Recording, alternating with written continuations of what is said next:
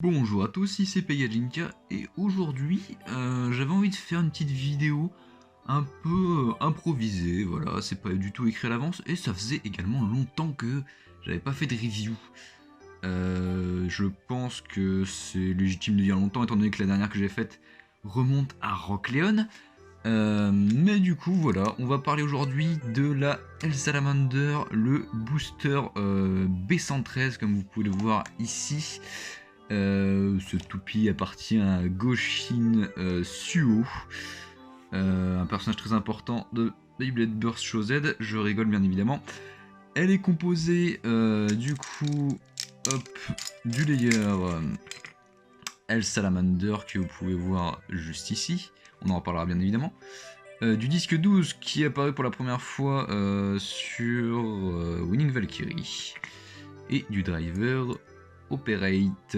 Voilà, je dépose la boîte pour le moment et on va passer d'ores et déjà à la review des pièces, tout simplement parce que j'ai envie de faire une vidéo assez rapide étant donné que c'est pas non plus le but de vous endormir. Voilà, on va passer directement du coup au layer El Salamander qui est censé représenter du coup la salamandre tout simplement. Très bien représenté puisque on peut constater 5 têtes de salamandre, donc 4 petites avec des crocs là. Oui, l'appareil photo arrive à bien faire le focus. Et une tête de profil avec du coup ce qui semble être un H et un S ici. Voilà. Avec un sticker qui continue ici pour former des crocs, donc voilà, design assez travaillé et assez qualitatif. Que dire sur ce layer sur le niveau technique? Alors déjà, son principal gimmick en fait, c'est d'avoir un changement de mode, donc là vous voyez une disposition à 10 lames qui est censée être le mode défense. Pour ceux qui ne savent pas, on switch Salamander de mode avec le clips ici et on pousse la partie rose. On remonte pour la relock et ici on est sur une formation à 5 lames qui est censée représenter le mode attaque. Du coup, autre point technique intéressant à noter, c'est que on a des lames entièrement plastiques et des lames équipées de métal. Les lames équipées de métal, excusez-moi pour le bégaiement, sont pas au même niveau de hauteur que celles en plastique. Et ça c'est très intéressant en fait au niveau du barrage. C'est-à-dire qu'en fait l'adversaire quand il va venir taper ces lames-ci et ces lames-ci, il va pas avoir le même ressenti étant donné qu'il va pas y avoir la même surface de contact sur le layer adverse. Que dire de plus, vous vous en douterez, la majorité du poids de ce layer est réparti sur le côté, tout simplement, sur la périphérie, ce qui lui donne une inertie assez intéressante et qui lui permet d'être grandement utilisé dans des compositions de type endurance, notamment avec un combo qui est relativement connu, qui est El Salamander Outer Eternal, qui est un très bon combo d'endurance. Donc là, comme vous le voyez, on est sur une composition à 5 lames, qui fait qu'on a une répartition des masses qui est très concentrée, et par conséquent peut-être un peu moins régulière que sur sa deuxième composition à 10 lames, qui là déjà laisse en premier lieu un écart moindre entre les lames. Donc déjà on est bien plus sur du barrage, que ce soit au niveau de l'offensive ou de la défensive. Et également on peut constater une chose, c'est que là ça révèle quelque chose d'assez intéressant, c'est que là les lames en fait sont plus arrondies et là elles sont plus crantées. Ce qui fait que du coup ces lames auront plus vocation à détourner les attaques, quant à elles auront plus tendance à attaquer l'adversaire. Et ça encore une fois, pour un mode à 10 lames, donc axé évidemment sur le barrage, et c'est très intéressant, ça permet un déséquilibre de l'adversaire qui va être conséquent et qui donc va permettre de grandement l'emporter sur le barrage, tout simplement. Je trouve ce layer extrêmement intéressant dans une proposition de type équilibre, déjà parce que vous l'aurez vu, il a un mode attaque et un mode défense, mais également aussi son poids en périphérie lui permet d'avoir d'excellentes stats en endurance.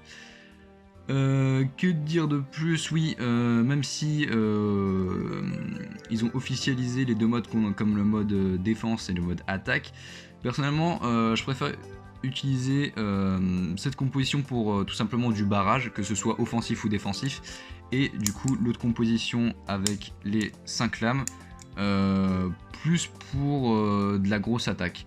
Je vais utiliser le terme qui était employé à l'époque de MFB pour ce genre d'attaque, les attaques de type assaut. Je trouve qu'il rend plutôt bien ce terme. Donc plutôt voilà, des attaques de type assaut, puisque on a quand même déjà un écart bien plus conséquent. Et même au niveau de la défense, je trouve ça assez sympathique, puisque on est avant tout sur la lame arrondie qui va absorber le choc, et ça va être la lame rose qui va être dans la continuité de cette dernière. Donc clairement un layer très versatile et assez performant, comme toutes les bays d'ailleurs. On va passer au disque 12, qui est officiellement le premier dans le classement des disques les plus légers. Je rigole bien entendu, mais ça me fait toujours marrer de voir les gens parler du disque le plus lourd, etc. Et quand c'est le disque le plus léger, évidemment, on ne s'y intéresse pas. Je dis ça, je dis rien. Bref, 12 est un disque qui a sa masse principalement répartie en fait sur les extrémités. En rotation droite, les lames vont littéralement perforer l'air et avoir un aérodynamisme pas forcément top, alors qu'en rotation gauche, justement, ça va être l'inverse.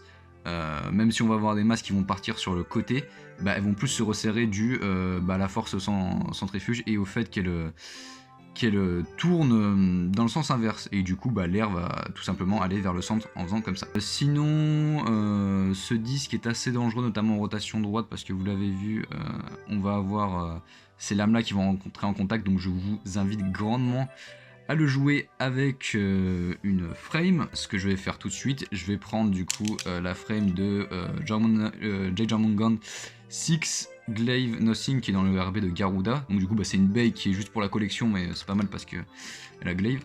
On va mettre la petite frame dessus et vous allez voir un truc assez intéressant, c'est que selon le placement de la frame, donc là on a ces deux lames qui viennent dans la continuité de celle-ci, avec la grosse lame qui fait pareil une continuité avec la grosse ici, ou alors en la positionnant de cette façon, et on a littéralement une continuité avec la petite lame qui est littéralement parfaitement placée dessus, et à l'inverse du coup on a la lame de métal là qui ressort.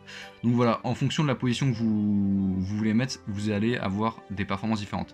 Chose intéressante aussi à noter, c'est que du coup vu qu'on est sur une rotation gauche avec El Salamander, ça va lui apporter un aérodynamisme et un life after death assez conséquent Glaive.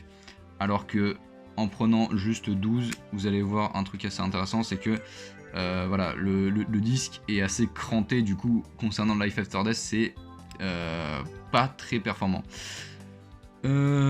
Sinon, ouais, j'aime bien ce disque. C'est le plus léger, il a des performances assez intéressantes et assez originales. Donc voilà, j'espère n'avoir rien oublié. Concernant le driver de El Salamander, on est sur Operate, qui est un driver de type balance, donc avec le petit sigle avec un O et un P. Que dire sur ce driver? Du coup je vais vous présenter d'abord son gimmick principal. Donc comme vous le voyez là, on est sur une bille avec une sorte de cercle, ouais, tout autour. Là on est sur le mode défense, ce qui est appelé le mode défense, parce que la bille est placée de manière centrale. En le décalant et en poussant ce petit cercle, je l'insiste, il faut bien pousser pour verrouiller le mode, on entre en mode attaque, parce qu'on est sur une pointe désaxée et qui donc va générer une perte d'équilibre chez la toupie et des petits sauts qui sont très intéressants à exploiter. Quoi d'autre, notez que quand vous êtes en mode défense du coup et que vous le jouez, il y a toujours une probabilité pour que le driver soit poussé, que vous passiez en mode attaque. Donc si vous aviez une composition principalement centrée sur la défense, ça peut être embêtant. Autre chose à dire, étant donné qu'on est sur une bille relativement avec une surface de contact relativement grande, je trouve que cette dernière a un life after death pas forcément mauvais, et pour des compositions de type défense, en mode défense c'est assez sympathique, et forcément ces petits sauts en mode attaque sont assez exploitables, un peu à la manière de Storm Capricorn dans la génération Metal Fight. Je vais monter du coup cette petite El Salamander avec la frame glaive que je trouve qui lui va particulièrement bien. Je pense que c'est le tour de tout ce que je pouvais dire sur El Salamander. N'hésitez pas à me dire si vous avez trouvé des points sur cette bae qui vous intéresse. J'espère que cette petite review improvisée vous aura plu. Et sur ce, c'était Pegajinka. Et on se retrouve dans de prochaines vidéos, tout simplement. Allez, à plus les gens.